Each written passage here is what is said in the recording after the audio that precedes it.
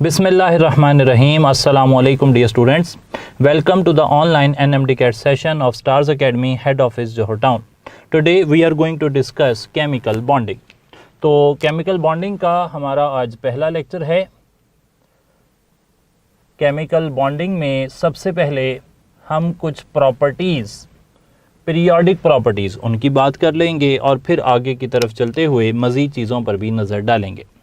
Chemical bonding में physical property सबसे पहले जिसकी मैं बात कर रहा हूँ वो है एटॉमिक साइज़. इसी तरीके से बात होगी आयोनिक रेडियस की, कोवेलेंट रेडियस की, और साथ हम कोशिश करेंगे कि आखिर में जो बॉन्ड लेंथ है उसका आइडिया भी यहाँ पर मिलाकर पढ़ लें. तो चार चीज़ें हो गई. यहाँ पर एक है एटॉमिक साइज़, इसे ही एटॉमिक रेडियस कहते हैं. एटॉमिक साइज़ या atomic radius is the distance between the nucleus of an atom and the outermost shell. ये जो फासला मैं आपके सामने लिख कर दिखा रहा हूँ, ये वाला डिस्टेंस यहाँ से यहाँ तक, ये वाला डिस्टेंस, इसे आप कहते हैं एटॉमिक साइज़. एटॉमिक साइज़, ये डिस्टेंस जिसकी बात की जा रही है, ये अफेक्ट हो सकता है by neighbouring atoms. It is affected by number 1 neighbouring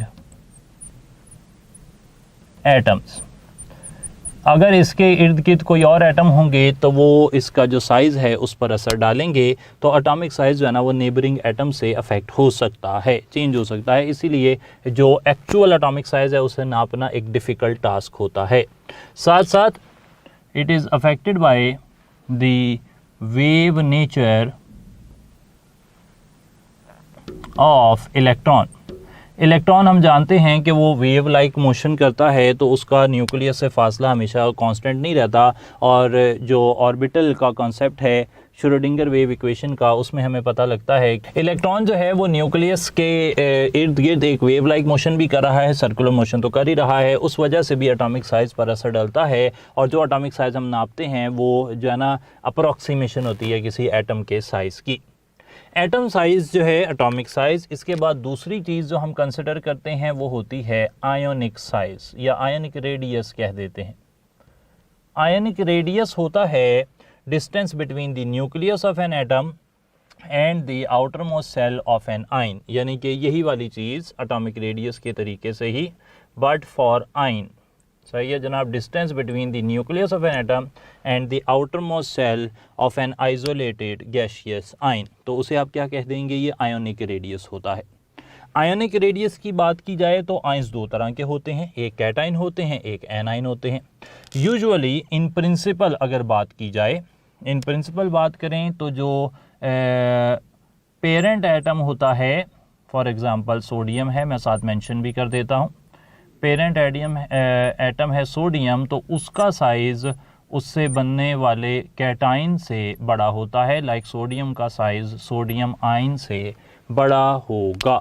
ठीक है जनाब. और इसके मुकाबले में दूसरी तरफ जो नेगेटिव आयन होते हैं,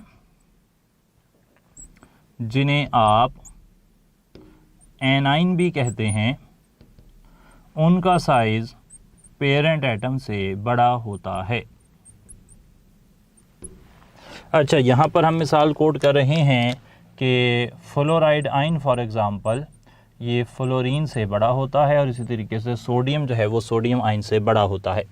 जो कैटाइन है उसका साइज़ कम होने की मुख्तलिफ रीज़न्स हो सकती हैं, और उनमें से कुछ रीज़न यहाँ पर हम डिस्कस करेंगे. एक तो रीज़न ये हो सकता है कि प्रोटॉन इलेक्ट्रॉन इम्बैलेंस आ जाता है, यानी कि प्रोटॉन जो है वो ज़्यादा हो जाते हैं. प्रोटॉन इलेक्ट्रॉन इम्बैलेंस के अलावा न्यूक्लियर अट्रैक्शन जो है ना वो इंक्रीज़ हो जाती है. न्यूक्लियस में प्रोटॉन्स रिलेटिवली ज़्यादा हो जाते हैं और फिर वो इलेक्ट्रॉन्स को ज़्यादा अच्छे तरीके से खींचते हैं, तो आप कहते हैं कि न्यूक्लियर अट्रैक्शन बढ़ गई है. रिलेटिवली ज़्यादा हो गए प्रोटॉन का मतलब कि अगर पहले 11 प्रोटॉन 11 इलेक्ट्रॉन थे तो बाद में 11 प्रोटॉन तो वही हैं इलेक्ट्रॉन 10 रह गए हैं, तो इलेक्ट्रॉन के मुकाबले में प्रोटॉन ज़्यादा हो गए हैं, न्यूक्लियर अट्रैक्शन बढ़ गई है। कई दफ़ा जैसा कि इस पर्टिकुलर एग्जांपल में भी जब कैटाइन बनता है तो वैलेंस शेल लॉस्ट हो जाता है, ये भी एक वजह हो सकती है पेरेंट एटम का साइज़ कैटाइन से बड़ा होने के। दूसरी तरफ अगर नेगेटिव आयन की बात की जाए कि नेगेटिव आयन के हालात क्या हैं, तो वहाँ पर हमें नोट करना चाहिए कि जब नेगेटिव आयन बनता है तो प्रोटॉन इलेक्ट्रॉन इम्बैलेंस तो यहाँ भी आता है, साथ साथ यहाँ पर न्यूक्लियर अट्रैक्शन नहीं बढ़ती बल्कि इलेक्ट्रॉन इलेक्ट्रॉन रिपल्शन बढ़ जाती है।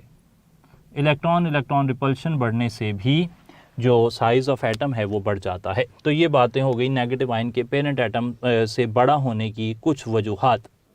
आयनिक रेडियस के बाद तीसरा रेडियस, जैसा कि आप देख रहे हैं कि मैं कोई फ़िलहाल जो है उनके ट्रेंड्स की बात नहीं कर रहा, उसकी वजह ये है कि ये सारे समवट सिमिलर ट्रेंड शो करते हैं, तो हम ट्रेंड्स को एक ही बारी देख लेंगे। तमाम रेडियाई, तमाम लेंथ्स जो हैं वो पीरियोडिक टेबल में सेम ट्रेंड शो करती हैं और तमाम एनर्जीज़ जो हैं वो उसके बिल्कुल ऑपोजिट ट्रेंड शो करती हैं। अच्छा, तीसरी जो रेडियस की बात हो रही है उसे हम नाम देंगे कोवेलेंट रेडियस। कोवेलेंट रेडियस को ज़रा समझने की ज़रूरत है। ये एक एटम है और दूसरा एटम आ गया, जस्ट इमेजिन यहाँ पे ये मिले हुए हैं और एक दोनों के ये न्यूक्लियाई हैं। इन न्यूक्लियाई के दरमियान में एक कोवेलेंट बॉन्ड है, सिंगल कोवेलेंट बॉन्ड है, ये रहा। और इस सिंगल कोवेलेंट बॉन्ड की हाफ वैल्यू मैंने कर दी, हाफ वैल्यू मैंने कर दी, सही है जी। Half of the distance between the nuclei of two atoms bonded by a single covalent bond. Half देख लें, ये हाफ हो गई of the distance, ये वाला distance between the nuclei, ये न्यूक्लियस हैं 1 और 2 of two bonded atoms, ये पहला एटम है, ये दूसरा एटम्स है, bonded by a single covalent bond, इसको वो single covalent bond अपनी डेफिनेशन में कह रहा है। तो ये डिस्टेंस क्या कहलाता है? ये कहलाता है कोवेलेंट रेडियस।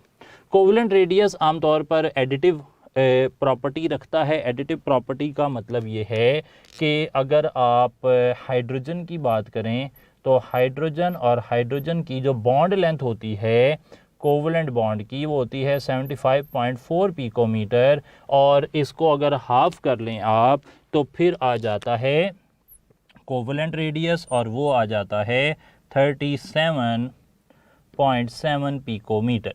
या फिर ऐसे भी आप कह सकते हैं कि एक हाइड्रोजन का कोवेलेंट रेडियस है 37.7, दूसरे हाइड्रोजन का कोवेलेंट रेडियस है 37.7, दोनों को मिला देंगे तो बॉन्ड लेंथ आ जाएगी। यानी कि 2 into covalent radius is equal to bond length, ऐसे हो सकता है यूजुअली, या फिर हम कह सकते हैं कि जना ये एक जनरल ट्रेंड है कि ऐसा आपको देखने को मिल सकता है। ठीक हो गई जी बात, तो ये आपने नोट कर लेना है। ये हो गई बात कोवेलेंट रेडियस की। अच्छा, कोवेलेंट रेडियस के साथ ना एक और बात भी मैं लाजमी यहाँ पर करना चाह रहा हूँ, और वो है बॉन्ड लेंथ की। चारों बातें इकट्ठी क्यों करना चाह रहा हूँ? क्योंकि सारों में लेंस का, पिकोमीटर का, नैनोमीटर का, साइज़ का जो है वो डिस्कशन हो रहा है, तो ये सारी ना समवट सिमिलर ट्रेंड शो करते हैं। तो चौथा जो हमारा तस्करा है वो है बॉन्ड लेंथ का। अच्छा, बॉन्ड लेंथ थोड़ी सी ज़्यादा डिटेल में इसके अंदर काफ़ी अच्छी इन्फॉर्मेशन हमें मिलती हैं। तो बॉन्ड लेंथ क्या होती है? बॉन्ड लेंथ होती है डिस्टेंस बिटवीन दी न्यूक्लियाई। ये जो डिस्टेंस है ये वाला, मैं इसे यहाँ पे हाईलाइट कर लेता हूँ। Distance between the nuclei of two atoms bonded by a covalent bond. सही है जनाब। दो एटम्स जो हैं जो आपस में एक बॉन्ड के ज़रिए, कोवेलेंट बॉन्ड के ज़रिए प्रेफरेबली जुड़े हुए हैं, तो उनके न्यूक्लियाई के दरमियान में जो फासला है ना, उसे आप कह देते हैं कि ये बॉन्ड लेंथ है। बॉन्ड लेंथ जो है दो बॉन्डेड एटम्स के दरमियान में, उनके न्यूक्लियाई के दरमियान में जो डिस्टेंस होता है उसे आप बॉन्ड लेंथ कहते हैं। सिंगल बॉन्ड से भी जुड़ सकते हैं, डबल से जुड़ सकते हैं, ट्रिपल से जुड़ सकते हैं, कोवेलेंट बॉन्ड से जुड़ सकते हैं, कोऑर्डिनेट कोवेलेंट बॉन्ड से जुड़ सकते हैं। तो उन सब के लिए आप वर्ड बॉन्ड लेंथ इस्तेमाल करते हैं। अच्छा, जो बॉन्ड लेंथ होती है ये कुछ चीज़ों पर डिपेंड करती है। बॉन्ड लेंथ का मुख्तलिफ़ चीज़ों के साथ रिलेशन क्या है वो हम एक ही लाइन में बता रहे हैं, आप इन्हें लाजमी तौर पर नोट कर लें। बॉन्ड लेंथ सबसे पहले डिपेंड कर रही है एटॉमिक साइज़ पर। जिन एटम से मिलकर बन रहा है बॉन्ड उसके साइज़ के डायरेक्टली प्रोपोर्शनल है, यानी कि जैसे जैसे साइज़ ऑफ एटम बढ़ेगा बॉन्डेड एटम्स, तो बॉन्ड लेंथ बढ़ जाएगी। एटॉमिक साइज़ के अलावा बॉन्ड लेंथ डिपेंड कर रही है एस कैरेक्टर पर।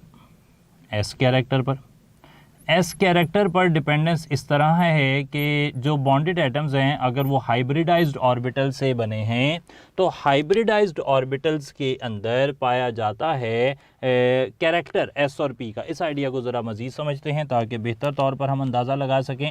ये देखें ज़रा कि अगर आपके पास मौजूद है एक sp3 हाइब्रिड ऑर्बिटल, एक sp2 हाइब्रिड ऑर्बिटल और एक sp हाइब्रिड ऑर्बिटल, तो sp3 हाइब्रिड ऑर्बिटल जो होते हैं उनके अंदर एक s और 3 p, यानी कि s कैरेक्टर हो जाएगा, एक s है, टोटल 4 ऑर्बिटल हैं, ये आ जाएगा 25%।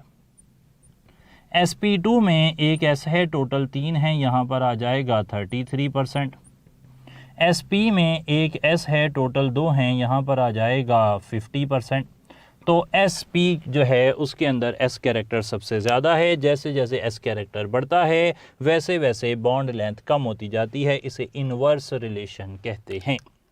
इसी रिलेशन को मैं दूसरी तरह भी लिख सकता हूँ, यानी कि बॉन्ड लेंथ डायरेक्टली प्रोपोर्शनल है p कैरेक्टर के। जैसे जैसे p कैरेक्टर जो है वो बढ़ता है वैसे वैसे बॉन्ड लेंथ जो है वो कम हो जाती है। ठीक है जी बात।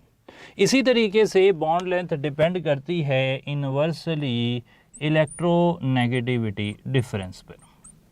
अगर बॉन्डेड एटम्स के दरमियान इलेक्ट्रोनेगेटिविटी का डिफरेंस होगा, बॉन्ड पोलर होंगे तो उनकी बॉन्ड लेंथ छोटी हो जाएगी, और अगर वो नॉन पोलर हैं तो उनकी बॉन्ड लेंथ छोटी नहीं होगी, वो जितनी है उतनी ही रहेगी, यानी कि एडिटिव प्रॉपर्टी लाइक रहेगी। लेकिन अगर बॉन्ड पोलर हो जाएंगे तो फिर बॉन्ड जो है, बॉन्ड लेंथ जो है वो छोटी हो जाती है एक्सपेक्टेड वैल्यू से। ठीक है जनाब, क्योंकि बॉन्ड जो है ना, जब स्ट्रॉन्गर बॉन्ड होता है तो फिर बॉन्ड लेंथ जितनी एक्सपेक्ट होती है न्यूक्लियस उससे ज़्यादा करीब आ जाते हैं और बॉन्ड लेंथ छोटी हो जाती है।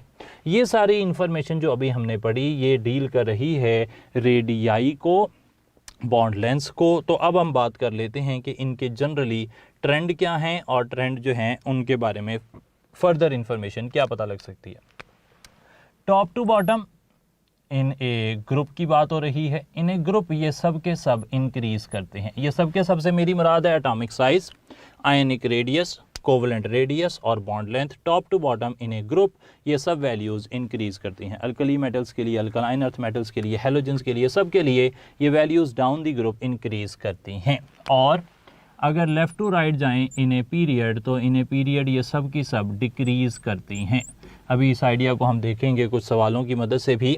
तो लेफ़्ट टू राइट ये डिक्रीज़ करती हैं और टॉप टू बॉटम ये सब के सब इंक्रीज़ करते हैं। एक इन्फॉर्मेशन हो गई। अच्छा, अब बात आ जाए कि अगर हम इंडिविजुअली डील करते हैं एटॉमिक साइज़ को और आयनिक साइज़ को, तो उसमें हमें कुछ इंडिविजुअल चीज़ें भी देखने की ज़रूरत है। फॉर एग्ज़ाम्पल एटॉमिक साइज़ की अगर बात की जाए तो एटॉमिक साइज़ जो है इस पर फैक्टर्स असरअंदाज हो सकते हैं कुछ। वो कौन कौन से फैक्टर्स हैं देख लेते हैं। एटॉमिक साइज़ असर जो है ना, एटॉमिक साइज़ डिपेंड करता है नंबर ऑफ शेल्स पर, शील्डिंग इफेक्ट पर और न्यूक्लियर चार्ज पर। ठीक हो गई जी बात। एटॉमिक साइज़ शेल्स पर डिपेंड करता है, शील्डिंग इफेक्ट पर डिपेंड करता है, न्यूक्लियर चार्ज पर डिपेंड करता है। अगर बात की जाए एटॉमिक साइज़ के हवाले से तो शेल्स के बढ़ने से एटॉमिक साइज़ बढ़ जाता है, शील्डिंग इफेक्ट के बढ़ने से एटॉमिक साइज़ बढ़ जाता है। और न्यूक्लियर चार्ज के हवाले से बात की जाए तो न्यूक्लियर चार्ज के अंदर याद रखना है कि न्यूक्लियर चार्ज सिर्फ़ और सिर्फ इन पीरियड की बात कर रहा हूँ मैं, in period, nuclear charge in period. अगर न्यूक्लियर चार्ज इन पीरियड बढ़ेगा तो एटॉमिक साइज़ कम हो जाएगा। सही है जी। इसके लिए एक और अच्छी टर्म है इफ़ेक्टिव न्यूक्लियर चार्ज।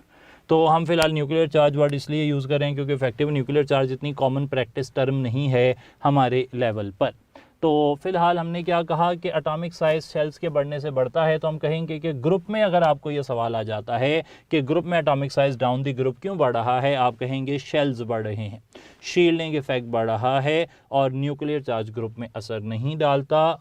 या फिर हम ऐसे भी कह सकते हैं कि ग्रुप में ऊपर से नीचे हालांकि नंबर ऑफ प्रोटॉन्स बढ़ रहे हैं, न्यूक्लियर चार्ज बढ़ रहा है, लेकिन उसका इफेक्ट नहीं बढ़ रहा, यानी कि इफेक्टिव न्यूक्लियर चार्ज नहीं बढ़ा, चार्ज तो बढ़ रहा है न्यूक्लियस पे लेकिन उसका इफेक्ट पहुंच नहीं पा रहा आउटर मोस्ट शेल के इलेक्ट्रॉन पर, क्योंकि दरमियान में शेल्स काफ़ी हैं, उनका शील्डिंग इफेक्ट काफ़ी है।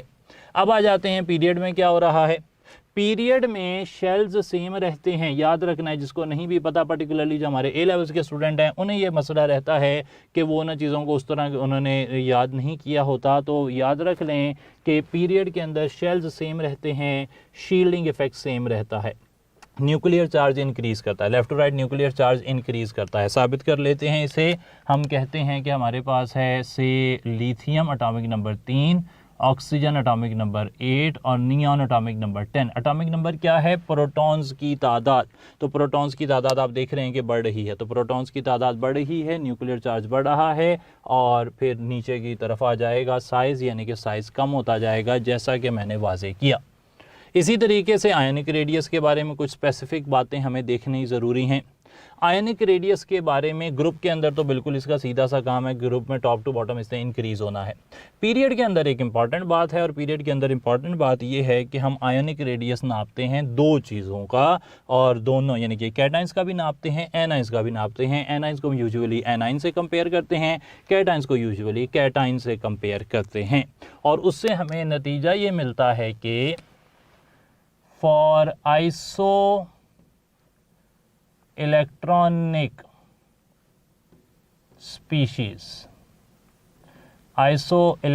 species के लिए लेफ्ट टू राइट एक पीरियड में आयोनिक रेडियस डिक्रीज करेगा।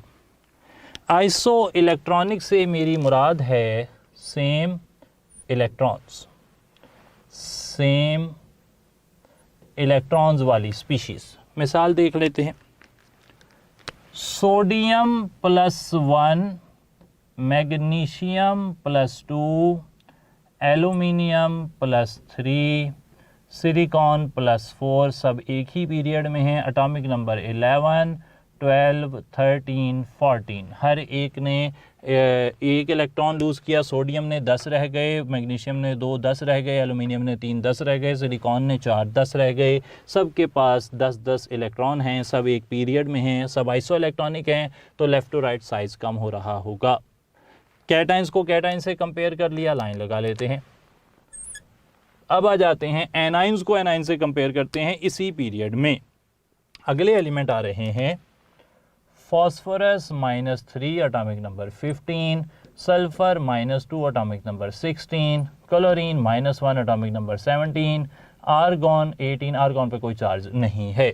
अच्छा, ये सब की सब बिना इसी तरीके से पहले के तरीके से these are also isoelectronic species. Phosphorus 15 atomic number है, 3 इलेक्ट्रॉन गेन की हैं, 18, 16 + 2 18, 17 + 18 और यहाँ पर भी 18 हैं। तो क्योंकि आइसो इलेक्ट्रॉनिक स्पीशीज़ हैं, तो आइसो इलेक्ट्रॉनिक स्पीशीज़ में लेफ़्ट टू राइट क्या होता है, आयोनिक से रेडियस जो है वो डिक्रीज़ करता है। तो आपको देखने को मिलेगा कि यहाँ पर भी आयोनिक रेडियस डिक्रीज़ हो रहा है।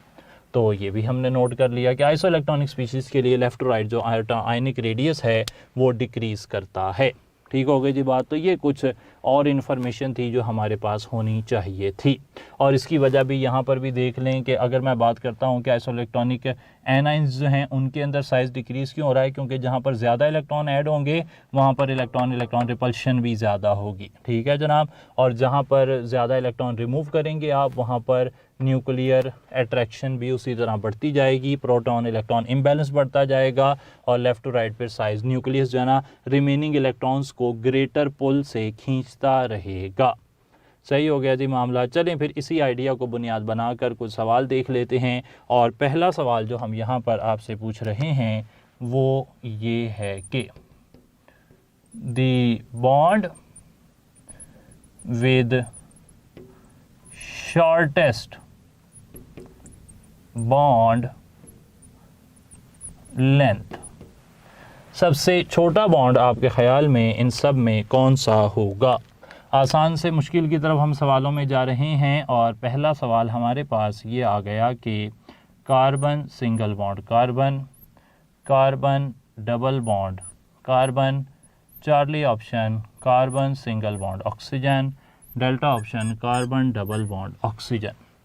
अच्छा, अब पहले तो हम यहाँ देख लेते हैं कि इन सब में क्या क्या हालात हैं जो ज़्यादा इफ़ेक्टिवली हमारा जवाब बन सकते हैं। पहले तो ये आ गया कि यहाँ सिंगल बॉन्ड है, यहाँ डबल बॉन्ड है। डबल बॉन्ड होता है तो हाइब्रिडाइजेशन में चेंज आ जाती है, सही है, हाइब्रिडाइजेशन sp2 हो जाती है जब डबल बॉन्ड आता है। आप इसे फर्दर एलेबोरेट इस तरह भी कर सकते हैं कि bond length number of bonds पे भी डिपेंड करती है, जितने नंबर ऑफ़ बॉन्ड ज़्यादा होंगे उतनी बॉन्ड लेंथ कम हो जाएगी। तो यहाँ से और इसी आइडिया को, ये जो हाइब्रिडाइजेशन वाला है, थोड़ा मतलब अप्लाई करना पड़ता है, तो हमने उसे सिंपल भी लिख दिया कि अगर दो एटम्स के दरमियान नंबर ऑफ़ बॉन्ड ही ज़्यादा होंगे तो उनकी बॉन्ड लेंथ ऑटोमेटिकली कम हो जाएगी। तो अब एक सिंगल बॉन्ड है, एक सिंगल बॉन्ड है और दो डबल बॉन्ड है, तो सिंगल और डबल बॉन्ड के मुकाबले में कौन सा सही होता है? डेफिनेटली कि डबल बॉन्ड जो है वो छोटे होंगे। अब दो डबल बॉन्ड हैं, एक कार्बन कार्बन, एक कार्बन ऑक्सीजन। अब क्या चीज़ देखनी है? अब देखें, इलेक्ट्रोनेगेटिविटी डिफरेंस हमारे काम आ सकता है।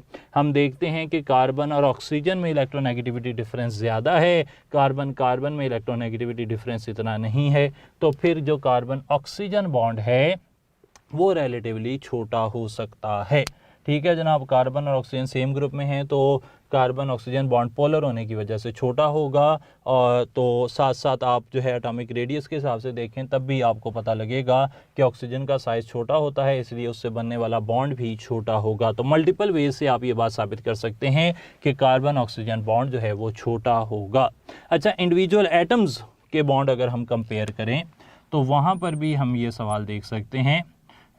Highest bond length, BL bond length के लिए है, इज फाउंड इन, मिसाल देख लें ज़रा, इजी मिसाल है और आइडिया हम एक क्लियर करना चाह रहे हैं। हर बारी एक डिफरेंट कॉन्सेप्ट को बुनियाद बनाकर हम सवाल लिखते हैं।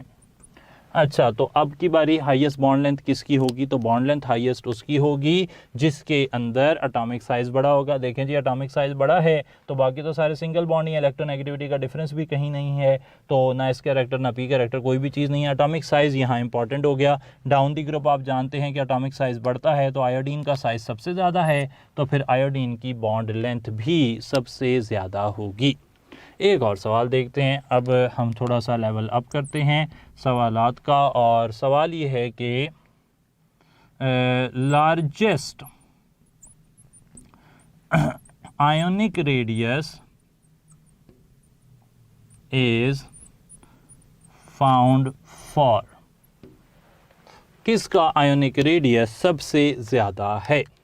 सबसे ज़्यादा आयोनिक रेडियस यहाँ पर किस स्पीशी का है? O-2, F-1, Charlie option N-3, delta option Cl-1।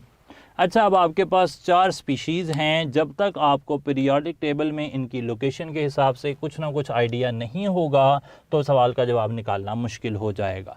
आल दो हम इनकी लोकेशंस पर जो डीमार्केशन है उसके हवाले से बात करते रहे हैं और आगे भी करते रहेंगे कि पीरियोडिक टेबल में इनकी पोजीशन क्या है, येट आपको फिर से इनको देखना चाहिए कि कौन से एटम जो हैं वो कौन सी पोजीशन पर पाए जाते हैं।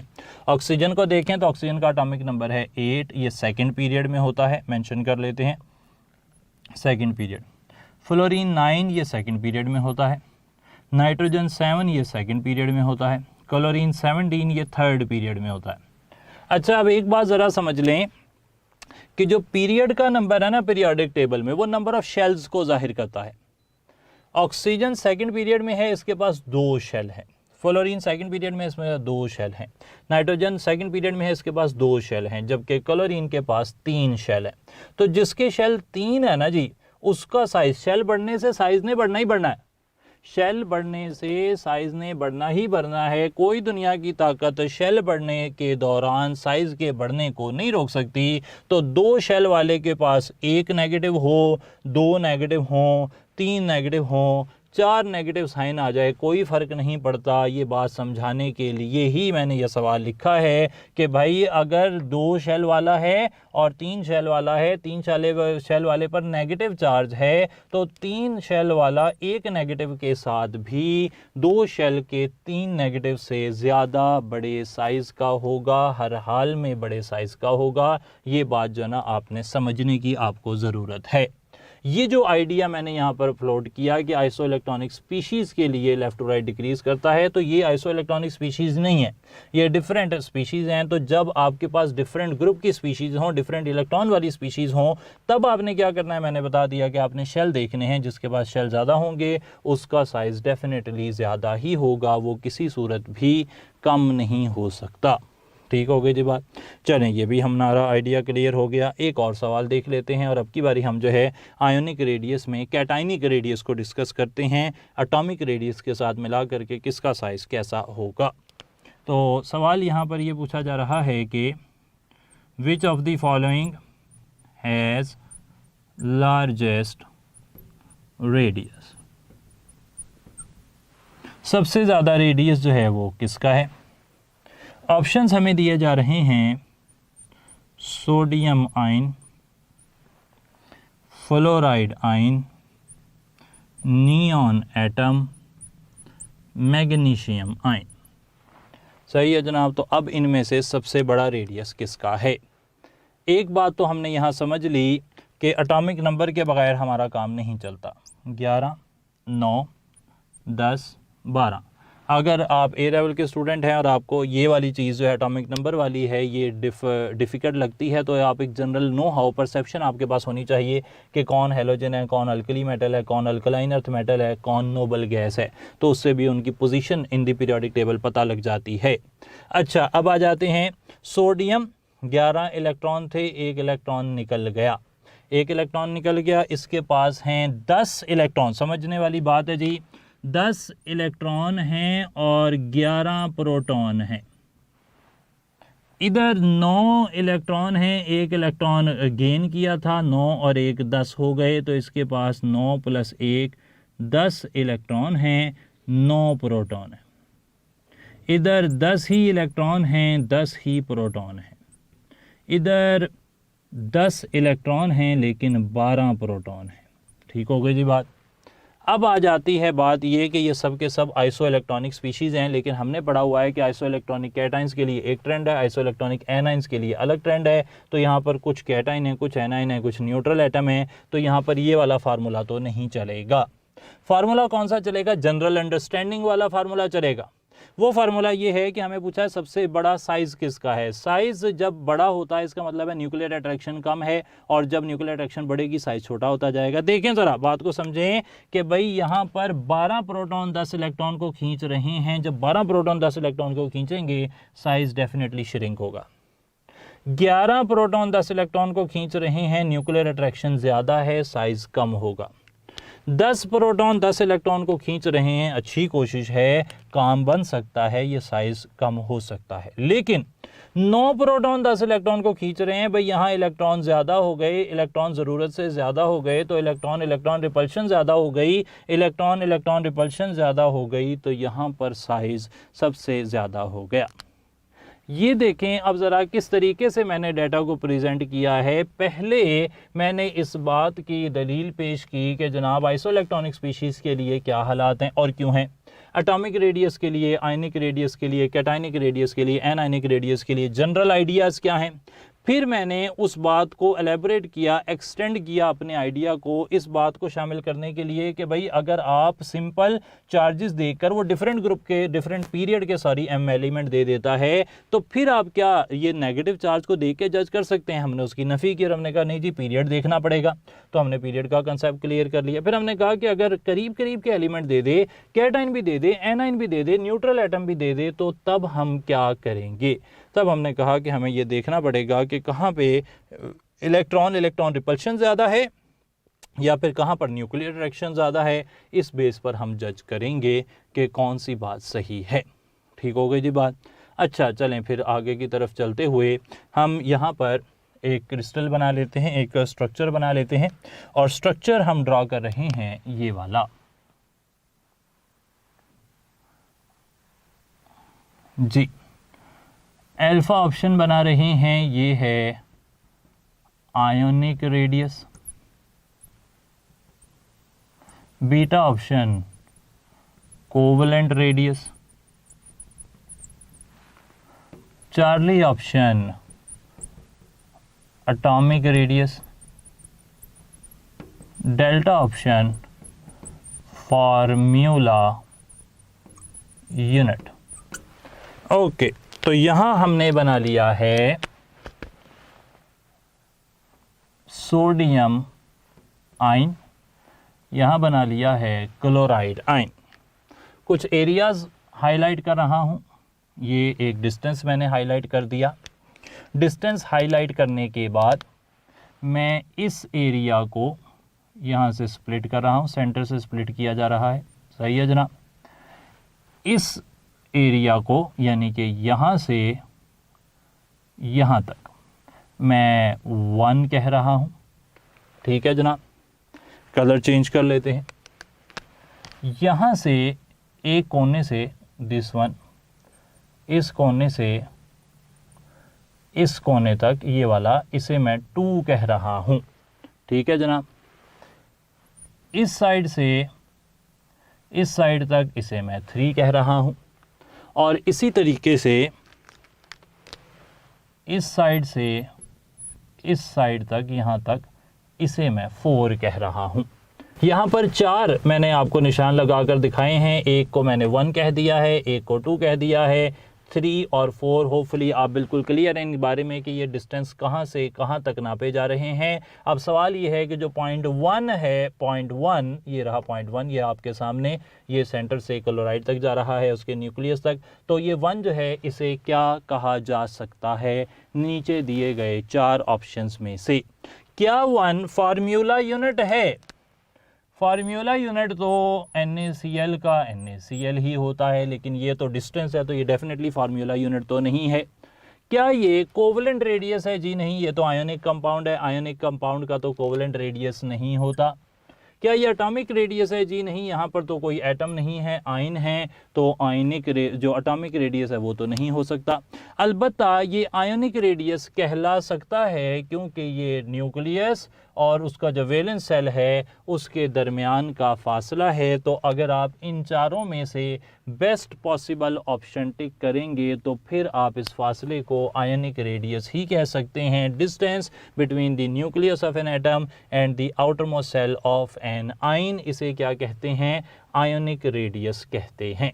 ठीक हो गई जी बात। तो ये बात आपने याद रख लेनी है। इस तरह के और भी सवाल आपको आ सकते हैं और फर्दर हम इस एरिया को एलेबोरेट करते रहेंगे आगे जाकर भी। फ़िलहाल अब हम बात कर रहे हैं मुख्तलिफ एनर्जीज़ की। आगे चलते हुए बात चल रही है इलेक्ट्रोनेगेटिविटी की, आयनाइजेशन एनर्जी की और इलेक्ट्रॉन अफिनिटी की। इन तीनों को एक जगह इसलिए रखा है कि इन तीनों का ट्रेंड भी एक जैसा ही है, तो तीनों को हम इकट्ठा ही डिस्कस कर लेते हैं। सबसे पहले हम बात कर लेते हैं कि व्हाट इज़ आयोनाइजेशन एनर्जी। तो आयोनाइजेशन एनर्जी जो होती है इसको हम इस तरह ज़ाहिर कर सकते हैं कि एक आइसोलेटेड गैशियस एटम है, उसको आपने हीट देनी है और उसका जो मोस्ट लूजली बाउंड इलेक्ट्रॉन है, वैलेंस इलेक्ट्रॉन, आपने उसे रिमूव करवा देना है। इस अमल के लिए जो एनर्जी आप देंगे उसे आप आयनाइजेशन एनर्जी कह देंगे। जैसा कि आप हमारी प्रेप बुक में भी देख सकते हैं कि ये पर्टिकुलर डेफिनेशन ही सबसे अथेंटिक डेफिनेशन है आयनाइजेशन एनर्जी की। इसके अलावा कोई और डेफिनेशन एक्सेप्टेबल नहीं है। जो एलिमेंट है वो भी गैस की फॉर्म में होना चाहिए, उससे बनने वाला आयन भी गैस की फॉर्म में होना चाहिए। एक इलेक्ट्रॉन निकलेगा तो फर्स्ट आयनाइजेशन एनर्जी हो जाएगी, 2 इलेक्ट्रॉन निकलेंगे सेकंड आयनाइजेशन एनर्जी हो जाएगी, 3 इलेक्ट्रॉन निकलेंगे थर्ड आयनाइजेशन एनर्जी हो जाएगी। लेकिन इससे फ़र्क नहीं पड़ता, आयनाइजेशन एनर्जी हमेशा एंडोथर्मिक ही होती है, हीट हमेशा एब्जॉर्ब ही होती है।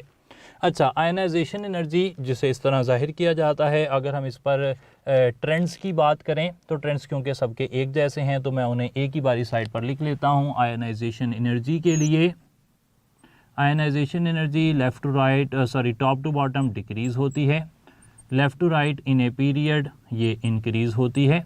सेम ही ट्रेंड है आयनाइजेशन एनर्जी के लिए, सेम ट्रेंड है इलेक्ट्रॉन अफिनिटी के लिए, इलेक्ट्रोनेगेटिविटी के लिए और बॉन्ड एनर्जी के लिए भी यही ट्रेंड चलता है।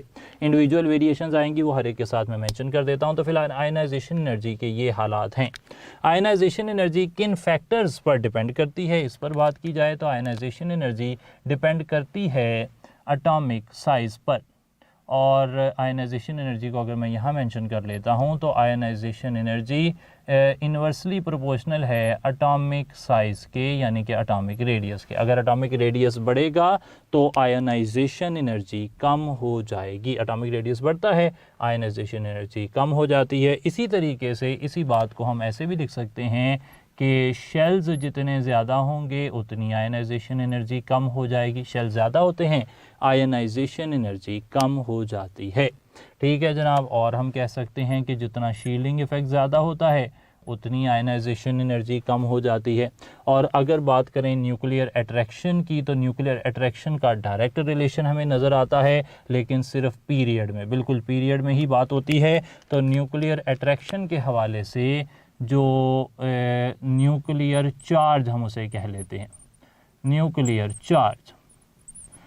चार्ज डायरेक्टली रिलेटेड है, लेकिन ओनली इन पीरियड में जितना न्यूक्लियर चार्ज ज़्यादा होता है उतनी आयनाइजेशन एनर्जी ज़्यादा हो जाती है। ठीक हो गई जी बात। तो ये आयनाइजेशन एनर्जी पर असरअंदाज होने वाले फैक्टर्स हैं। आयनाइजेशन एनर्जी के लिए वैल्यूज़ की बात की जाए तो एक और फैक्टर भी इस पर असरअंदाज होता है, उसे नेचर ऑफ ऑर्बिटल कहते हैं। और उसी वजह से कुछ एनोमलस बिहेवियर हमें नज़र आते हैं पीरियोडिक टेबल में। तो पीरियोडिक टेबल में हमें नज़र आता है कि जो सेकंड ए के एलिमेंट्स हैं उनकी आयनाइजेशन एनर्जी थर्ड ए वालों से ज़्यादा है। फॉर एग्ज़ाम्पल मैग्नीशियम की एलुमिनियम से ज़्यादा है। और इसकी वजह वो फैक्टर जिसका मैं जिक्र यहाँ कर रहा हूँ, नेचर ऑफ ऑर्बिटल S2 जो है वो कम्प्लीटली फिल्ड है, जबकि S में से S2P1 में जो P का इलेक्ट्रॉन है, P का साइज़ क्योंकि बड़ा होता है तो इसका इलेक्ट्रॉन निकालना मुश्किल है, आसान है, और S का इलेक्ट्रॉन निकालना मुश्किल है। इसलिए सेकंड ग्रुप की आयनाइजेशन एनर्जी थर्ड से ज़्यादा होती है।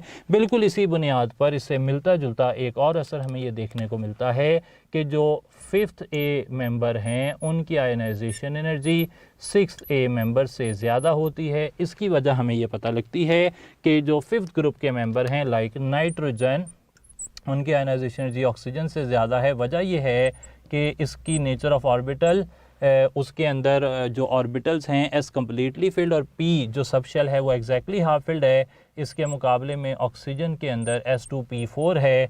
P जो है P सब शेल अगर वो हाफ फिल्ड हो जाए, एग्जैक्टली हाफ फिल्ड, तो वो ज़्यादा स्टेबल होता है। ये ऑक्सीजन इतना स्टेबल नहीं है, इसकी कन्फिग्रेशन ये एक इलेक्ट्रॉन देकर S2P3 बना दे तो वो ज़्यादा फ़ायदे में है इसके। इसलिए ये जो आयनाइजेशन एनर्जी का ट्रेंड है वो हमें देखने को मिलता है।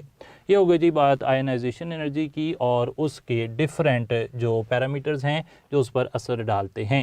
दो बातें हम यहाँ पर मज़ीद क्वेश्चंस की फॉर्म में देख लेते हैं और उससे हमें आयनाइजेशन एनर्जी के बारे में फ़र्दर भी कुछ आइडियाज़ हो जाएंगे। पहली बात जो मैं पूछ रहा हूँ वो ये है कि which of the following will absorb maximum energy. यहाँ पर चार हैं और उनमें से कौन सा मैक्सिमम एनर्जी एब्जॉर्ब करेगा ये हमने देखना है। अल्फ़ा ऑप्शन हमें पता लगता है कि M से M+ बन रहा है। बीटा ऑप्शन है M+ से M+2 बन रहा है। चार्ली ऑप्शन M+2 से M+3 बन रहा है। डेल्टा ऑप्शन M+3 से M+4 बन रहा है। तो यहाँ पर कौन सा जो स्टेप है वो सबसे ज़्यादा एनर्जी एब्जॉर्ब करेगा। आइडिया हम ये कन्वे करना चाह रहे हैं कि फर्स्ट, सेकंड, थर्ड और फोर्थ आयनाइजेशन एनर्जी में कौन सी वैल्यू ज़्यादा होती है। तो याद रखना है आपने कि जैसे जैसे सक्सेसिव इलेक्ट्रॉन रिमूव होते जाते हैं वैसे वैसे न्यूक्लियस रिमेनिंग इलेक्ट्रॉन्स को, जैसा कि अभी थोड़ी देर पहले मैंने कहा कि पॉजिटिव आयन में न्यूक्लियर पुल ज़्यादा हो जाता है, पॉजिटिव आयन में न्यूक्लियर पुल ज़्यादा हो जाता है, पॉजिटिव आयन में न्यूक्लियर पुल ज़्यादा हो जाता है। सोडियम और मैग्नीशियम में देखें तो जब न्यूक्लियर पुल ज़्यादा हो जाता है, इलेक्ट्रॉन न्यूक्लियस के करीब आ जाते हैं, तो फिर इलेक्ट्रॉन्स को रिमूव करना मुश्किल हो जाता है। और इसलिए जब आप एक इलेक्ट्रॉन निकालते हैं कम एनर्जी लगेगी, 2 के लिए ज़्यादा, 3 के लिए और ज़्यादा, 4 के लिए सबसे ज़्यादा एनर्जी लगेगी।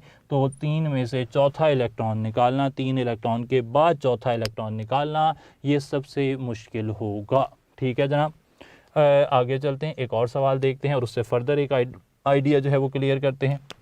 सवाल ये है कि an element with very low ionisation energy will be, एक एलिमेंट है उसकी आयनाइजेशन एनर्जी बड़ी ही कम है, आप इसके बारे में क्या कहते हैं कि वो क्या होगा? तो वो एलिमेंट होगा gas, liquid, metal, non metal. तो डेफिनेटली हम यहाँ पर कहेंगे कि अगर एक एटम की आयनाइजेशन एनर्जी बड़ी कम है तो ionisation energy is an index of metallic character. Ionisation energy is an index of metallic character. जितनी आयनाइजेशन एनर्जी ज़्यादा होती है, जितनी आयनाइजेशन एनर्जी ज़्यादा होती है, उतना ही जो मेटालिक कैरेक्टर है वो कम होता है। जिसकी आयनाइजेशन एनर्जी ज़्यादा है वो अच्छी मेटल नहीं होती। तो हमें क्या पूछा गया है कि कम आयनाइजेशन एनर्जी वाला कौन होगा? हम टिक कर देंगे फ़ौरन से कि जो मेटल है वो कम आयनाइजेशन एनर्जी वाली होगी। सही है जनाब। आयनाइजेशन एनर्जी की वैल्यू से हमें ये भी अंदाज़ा होता है कि एलिमेंट की वैलेंसी कितनी होगी। ठीक है, ये भी बात समझने वाली है, साथ ही इस पर बात कर लेते हैं। आयनाइजेशन एनर्जी से हमें वैलेंसी भी पता लगती है। फॉर एग्ज़ाम्पल एक एलिमेंट है, मैग्नीशियम की बात कर लेते हैं। मैग्नीशियम की फर्स्ट आयनाइजेशन एनर्जी जो है वो 738 है, सेकंड आयनाइजेशन एनर्जी 1450 है, थर्ड आयनाइजेशन एनर्जी 7740 है। आप देख सकते हैं कि जो आयनाइजेशन एनर्जी 2 और 3 है इसमें बहुत ज़्यादा गैप है। फर्स्ट और सेकंड में इतना गैप नहीं है, 2 और 3 में बहुत ज़्यादा गैप है। जब आपको आयनाइजेशन एनर्जी में एक सडन जंप नज़र आएगा तो वो जंप जो है ना एटम नहीं ले सकता, और इसी वजह से फिर वो उससे पहले वाले इलेक्ट्रॉन जितने निकले हैं उतने ही इलेक्ट्रॉन रिमूव करता है और उसकी वैलेंसी भी इतनी ही रह जाती है फिर। ठीक है जी, तो मैग्नीशियम की वैलेंसी क्या होगी? 2 हो जाएगी। इसी तरीके से जो सोडियम है उसकी पहले इलेक्ट्रॉन के बाद बड़ी जंप आती है। क्यों? क्योंकि उसकी वैलेंसी 1 होती है। तो इससे हम वैलेंसी भी अंदाज़ा लगा सकते हैं। बताना मैं ये चाह रहा हूँ। आयनाइजेशन एनर्जी के बारे में इंपॉर्टेंट कॉन्सेप्ट्स पढ़ने के बाद अब हम बात कर रहे हैं इलेक्ट्रॉन अफिनिटी की। ट्रेंड हमने पहले से उसका जिक्र कर लिया है, और इलेक्ट्रॉन अफिनिटी को अगर मैं देखूँ तो इलेक्ट्रॉन अफिनिटी होती है एक आइसोलेटेड गैसियस एटम के वैलेंस सेल में आपने एक इलेक्ट्रॉन ऐड कर दिया, और इस अमल के दौरान जो एनर्जी इवॉल्व या एब्जॉर्ब हुई है, और यूजुअली पहली जो इलेक्ट्रॉन अफिनिटी है वो हमेशा इवॉल्व ही होती है। तो जो एनर्जी इवॉल्व हुई है उसे आप इलेक्ट्रॉन अफिनिटी कहते हैं। कई दफ़ा देखा यह गया है कि अगर आप एक आइसोलेटेड गैसियस जो एटम है जिसे एक इलेक्ट्रॉन दिया था, अगर आप उसे एक दूसरा इलेक्ट्रॉन देते हैं तो फिर जो एनर्जी है वो एब्जॉर्ब हो जाती है, इसलिए कि इलेक्ट्रॉन इनकमिंग इलेक्ट्रॉन से रिपेल होता है और इनकमिंग इलेक्ट्रॉन में उसे जो इलेक्ट्रॉन को फर्दर रिपल्शन के बावजूद एंटर करने में आपको एनर्जी यूज़ करनी पड़ती है। ऑक्सीजन की मिसाल हम यहाँ पे जानते हैं। तो ये हो गई जी इलेक्ट्रॉन अफिनिटी। इलेक्ट्रॉन अफिनिटी भी डिपेंड करती है काफ़ी हद तक उन्हीं फैक्टर्स पर जिन पर डिपेंड कर रही थी आयोनाइजेशन एनर्जी। सही है जनाब। तो आयोनाइजेशन एनर्जी के तरीके से ही मैं यहाँ पर लिख देता हूँ कि जो एटॉमिक रेडियस है उसके बढ़ने से अगर बात की जाए तो एटॉमिक रेडियस के साथ इन्वर्स रिलेशन है, ऐसे लिख लेते हैं। एटॉमिक रेडियस के साथ इन्वर्स रिलेशन है, शेल्स के साथ इन्वर्स रिलेशन है, शील्डिंग इफेक्ट के साथ इन्वर्स रिलेशन है इलेक्ट्रॉन अफिनिटी का, और न्यूक्लियर चार्ज के साथ डायरेक्ट रिलेशन है। बिल्कुल वही वाली बात है जो कि पहले आप पढ़ चुके हैं। ठीक है जनाब। और एक और चीज़ इलेक्ट्रॉन अफिनिटी का इन्वर्स रिलेशन है, ये बड़ी नई बात आ गई, और वो है stability of electronic configuration. Electronic configuration से इन्वर्स रिलेशन है। इसका क्या मतलब है, इस बात को समझने के लिए क्वेश्चन लिखते हैं और क्वेश्चन को देखकर हमें अंदाज़ा हो जाएगा कि ये बात क्या पूछी जा रही है। जितनी इलेक्ट्रॉनिक कॉन्फ़िगरेशन स्टेबल होगी ना, उतनी इलेक्ट्रॉन अफिनिटी कम होनी है, ये याद रखना है आपने। तो सवाल हम यहाँ पर ये पोज कर रहे हैं आपके लिए कि which of the following has lowest electron affinity. Option यहाँ पर दिए जा रहे हैं, ऑप्शन दिए जा रहे हैं बेरिलियम, कार्बन, बेरिलियम की जगह ना अच्छा है कि आप बोरॉन कर लें, वो ज़्यादा अच्छा लग रहा है। तो बोरॉन, कार्बन, नाइट्रोजन, ऑक्सीजन।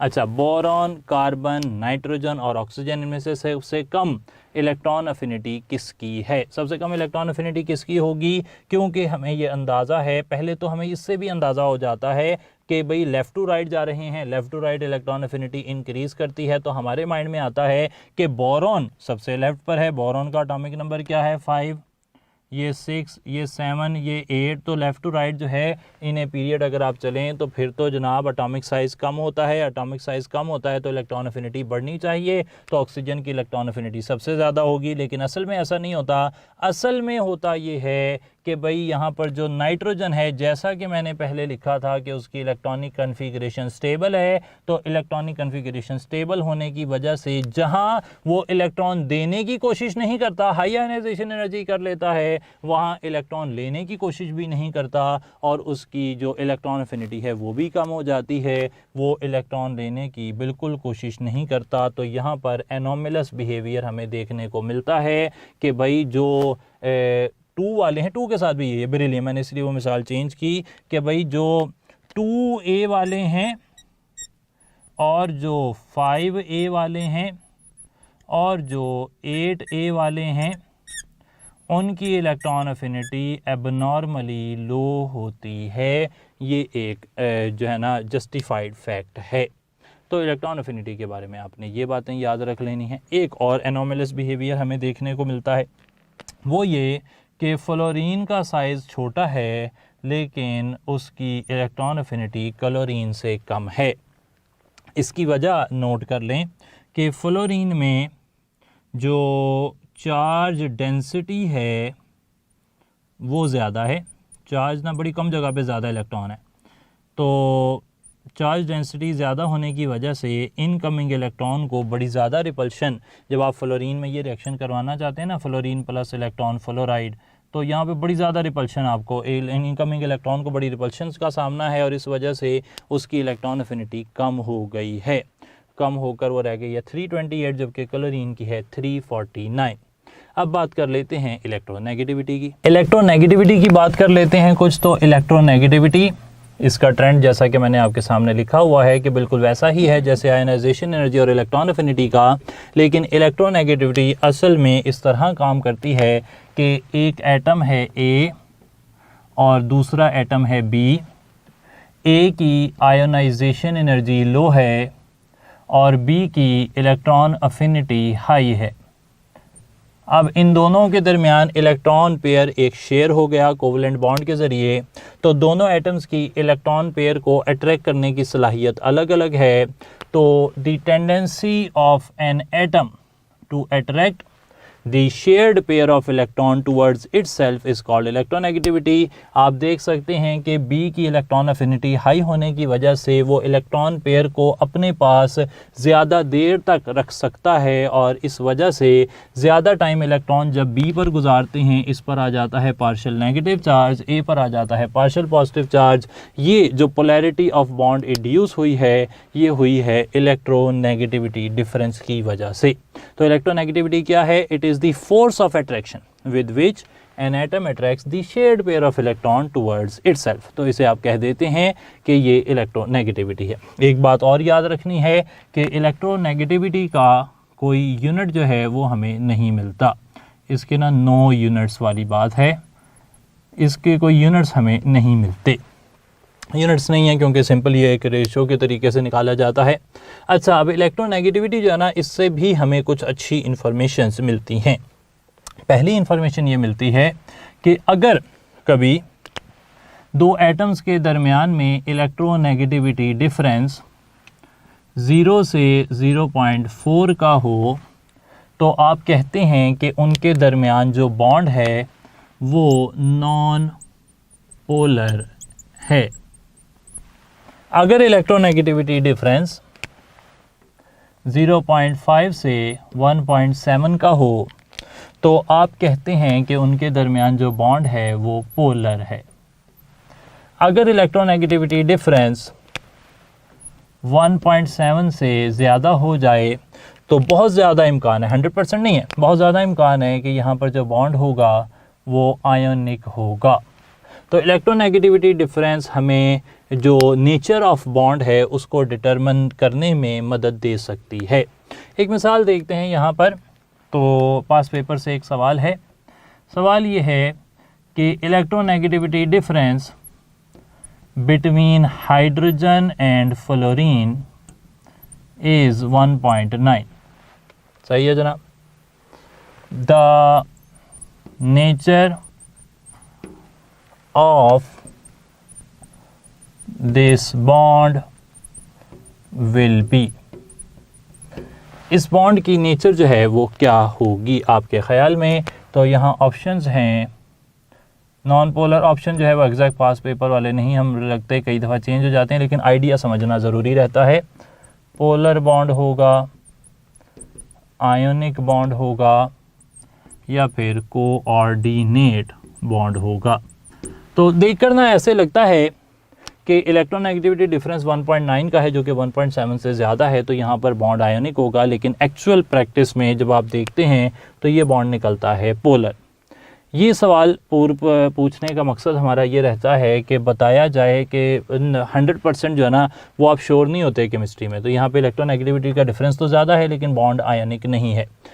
तो जो बॉन्ड है इलेक्ट्रोनेगेटिविटी डिफरेंस 1.7 से ज़्यादा हो तो usually it has been observed कि अगर मेटल नॉन मेटल से मिली हो तो फिर ये बात सही होती है कि उनके दरमियान जो बॉन्ड है वो आयनिक है।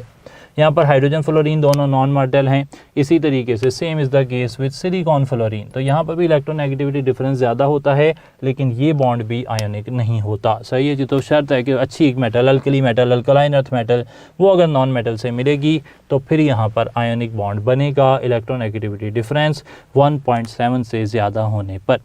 ये बात हो गई जी इलेक्ट्रोनेगेटिविटी की। आगे चल पड़ते हैं, आखिरी बात आज की कर रहे हैं और वो है बॉन्ड एनर्जी। बॉन्ड एनर्जी जो है इसे आप सिंप्लीफाइड फॉर्म में अगर डिस्कस करें तो ये ऐसे कहा जा सकता है कि energy to break 1 mole bonds. 1 mole bond तोड़ने के लिए आपको जो एनर्जी चाहिए है वो एक स्पीशी है उसके अंदर 1 मोल बॉन्ड तोड़ने के लिए, या 1 मोल स्पीशी में जितने भी बॉन्ड है वो तोड़ने के लिए जो एनर्जी चाहिए आप उसे बॉन्ड एनर्जी कह देते हैं। ठीक हो गई जी बात। अच्छा, जो बॉन्ड एनर्जी है इसका यूनिट हमें डेफिनेटली फिर किलो जूल पर मोल में मिलेगा। बॉन्ड एनर्जी 3 फैक्टर्स पर डिपेंड करती है। बॉन्ड एनर्जी डिपेंड करती है, फर्दर भी हो सकते हैं लेकिन हम फ़िलहाल 3 की ही बात कर रहे हैं। तो बॉन्ड एनर्जी डिपेंड करती है, सबसे पहले इन्वर्सली रिलेटेड है बॉन्ड लेंथ के। बॉन्ड लेंथ जो है जितनी कम होगी उतनी बॉन्ड एनर्जी ज़्यादा होगी। इसी तरीके से ये एटॉमिक रेडियस पे डिपेंड कर सकती है, बल्कि अब थोड़ा सा वक्त हम अलग निकाल कर जब लिख रहे हैं तो ज़्यादा ही लिख लेते हैं। एटॉमिक रेडियस जब कम होगा तो बॉन्ड एनर्जी ज़्यादा हो जाएगी। इसी तरीके से जो एस कैरेक्टर है उससे भी असर डलता है। एस कैरेक्टर जितना ज़्यादा होगा उतनी बॉन्ड एनर्जी ज़्यादा होगी। पी कैरेक्टर जितना कम होगा उतनी बॉन्ड एनर्जी ज़्यादा होगी। बॉन्ड पोलैरिटी जितनी ज़्यादा होगी उतनी बॉन्ड एनर्जी ज़्यादा होगी। आप ऐसे भी कह सकते हैं इस बात को कि जितना इलेक्ट्रोनेगेटिविटी का डिफरेंस ज़्यादा होगा उतनी बॉन्ड एनर्जी ज़्यादा होगी। तो ये मुख्तलिफ़ तरीके हैं जिनसे आप बॉन्ड एनर्जी के बारे में मालूमात जो हैं वो निकाल सकते हैं, और इन सब में से किसी के हवाले से भी आपको इन्फॉर्मेशन आ सकती है। फॉर एग्ज़ाम्पल 2 क्वेश्चन हम यहाँ पर लिखते हैं जो बॉन्ड एनर्जी पर जो फैक्टर्स असरअंदाज हो रहे हैं उनको सम अप कर सकते हैं। एक क्वेश्चन हम ये लिख लेते हैं, which of the following has highest bond energy. सही है जनाब। तो अब यहाँ पर ऑप्शंस हमारे पास आ गए HF, HCl, HBr, HI। तो कौन से फैक्टर्स यहाँ पर ड्राइविंग फोर्स का काम कर रहे हैं? एक तो बॉन्ड लेंथ है, बॉन्ड लेंथ जिसकी कम होगी उसकी बॉन्ड एनर्जी ज़्यादा होगी। दूसरा यहाँ पर इलेक्ट्रोनेगेटिविटी डिफरेंस, जिसका ज़्यादा होगा उसकी बॉन्ड एनर्जी ज़्यादा होगी। दोनों ही फैक्टर्स ये बता रहे हैं कि हाइड्रोजन फ्लोराइड के अंदर बॉन्ड एनर्जी ज़्यादा होनी चाहिए क्योंकि उसमें इलेक्ट्रोनेगेटिविटी डिफरेंस भी ज़्यादा है और उसकी बॉन्ड लेंथ भी कम है क्योंकि फ्लोरीन का साइज़ छोटा होता है, बाकी सबका साइज़ बड़ा होता है। ठीक हो गई जी बात। अच्छा, यहाँ पर ना एक अहम इन्फॉर्मेशन मैं आपसे शेयर कर लूँ कि लोग ना इस इन्फॉर्मेशन को पास पेपर में या मुख्तलिफ दूसरी जो किताबें हैं उनमें ना वो पुराना ही एक कंसेप्ट लिखा हुआ है। वो कंसेप्ट क्या है? उनके मुताबिक जो क्लोरीन बॉन्ड एनर्जी है वो ब्रोमीन बॉन्ड एनर्जी से ज़्यादा है, वो फ्लोरीन बॉन्ड एनर्जी से ज़्यादा है, और वो आयोडीन बॉन्ड एनर्जी से ज़्यादा है। ऐसा कोई एक ना उन्होंने आइडिया लिखा हुआ है, और वो आइडिया जो है ना वो फ़िलहाल हमारे उस तरह काम नहीं आता क्योंकि ये जब हैलोजेंस का टॉपिक शामिल होता था जो यूएचएस का या पीएमसी का सिलेबस था उसमें, तब ये चीज़ इंपॉर्टेंट थी। तब हैलोजेंस की जो बॉन्ड एनर्जी है इसका आइडिया पेपर में पूछा जाता था। अब ये वाला जो हैलोजेंस की बॉन्ड एनर्जी है ये माइनस हो गई है, तो आपने ये नहीं डाउटफुल होना कि जब जिस तरह CL की बॉन्ड एनर्जी ज़्यादा है इस तरह HCl की बॉन्ड एनर्जी भी ज़्यादा होगी। ऐसा कुछ नहीं है जनाब। तो जो H और फ्लोरीन है उसमें इलेक्ट्रोनेगेटिविटी डिफरेंस ज़्यादा है, उसकी बॉन्ड एनर्जी ज़्यादा ही होगी और कोई रास्ता नहीं है। अच्छा, एक और आसान सवाल देख लेते हैं। तो सवाल ये पूछा जा रहा है कि again which of the following has highest bond energy. तो बॉन्ड एनर्जी का ही हम रिलेशन जो है ना एक और तरह से देख लेते हैं। अब की बारी कोई और फैक्टर हैं जो असर डाल रहे होंगे जिनकी हमने बात कर ली है। Electronegativity difference, bond length, bond polarity, इनकी बात हो गई। अब कोई और फैक्टर देखते हैं। तो हम यहाँ ऑप्शन बना लेते हैं कि हमारे पास मौजूद है oxygen bond, sulphur bond, Charlie option है। हमारे पास मौजूद है कार्बन बॉन्ड, और हमारे पास मौजूद है कार्बन के नीचे होता है सिलिकॉन बॉन्ड। अच्छा, अब हमारे पास 4 बॉन्ड हैं और उनमें से किसी एक के अंदर हम देखना चाह रहे हैं कि कहाँ पर बॉन्ड एनर्जी ज़्यादा होगी। इन सब की पोजीशन स्पेसिफाई कर देता हूँ पीरियोडिक टेबल में। कार्बन, सिलिकॉन, उसके बाद नाइट्रोजन, फास्फोरस, ऑक्सीजन, सल्फ़र। ठीक है जनाब। अब फैक्टर क्या काम कर रहा है? हम कहते हैं कि लेफ़्ट टू राइट जो है वो एटॉमिक रेडियस कम होता है, बॉन्ड एनर्जी ज़्यादा होगी, बॉन्ड लेंथ कम होती है, बॉन्ड एनर्जी ज़्यादा होगी। तो लेफ़्ट टू राइट जो है इंक्रीज़ होना चाहिए और टॉप टू बॉटम डिक्रीज़ होना चाहिए। तो फिर सबसे ज़्यादा किसकी हो गई? ऑक्सीजन की हो गई। अच्छा, सवाल जो हम पूछना चाह रहे थे ये तो ऐसी एक और इन्फॉर्मेशन हमने दे दी। सवाल ये चल रहा था कि अब यहाँ पर जो मिनिमम बॉन्ड एनर्जी है वो कौन शो करेगा? हमारे पास बॉन्ड हैं carbon single bond carbon double bond carbon triple bond carbon triple bond nitrogen. सबसे कम बॉन्ड एनर्जी किसकी होगी? तो अब यहाँ पर हमारे पास जो फैक्टर आ रहा है S कैरेक्टर या P कैरेक्टर कह सकते हैं, और इलेक्ट्रोनेगेटिविटी डिफरेंस। जहाँ पर इलेक्ट्रोनेगेटिविटी का फ़र्क है उसकी बॉन्ड एनर्जी ज़्यादा ही होनी है, तो ये तो ज़्यादा वाला है, इसकी कम नहीं हो सकती। इधर है 3 बॉन्ड, 2 बॉन्ड, 1 बॉन्ड। तो यहाँ पर S कैरेक्टर की बात की जाए तो S कैरेक्टर इधर कितना है जी? S character 25%। सही है जनाब। इधर 33%, इधर 50%। तो S कैरेक्टर बढ़ रहा है तो बॉन्ड एनर्जी बढ़ ही होगी। तो यहाँ बॉन्ड एनर्जी ज़्यादा है, यहाँ कम, यहाँ और कम। सिंपल कहा जाए तो bond energy number of bonds पर भी डिपेंड करती है। जितने नंबर ऑफ़ बॉन्ड्स ज़्यादा होंगे उतनी बॉन्ड एनर्जी ज़्यादा हो जाएगी। ठीक हो गई जी बात। तो ये एक और इन्फॉर्मेशन और इसके साथ ही आज का हमारा डाटा जो है वो मुकम्मल होता है। हमने बॉन्ड एनर्जी, बॉन्ड पोलैरिटी की भी बात कर ली है और नेक्स्ट टाइम फर्दर जब हम बॉन्ड एनर्जी और बॉन्ड लेंथ से आगे चलेंगे तो कुछ और बातें देखेंगे। तो अपना बहुत ज़्यादा ख्याल रखिए, तब तक थैंक यू सो मच, अस्सलाम वालेकुम।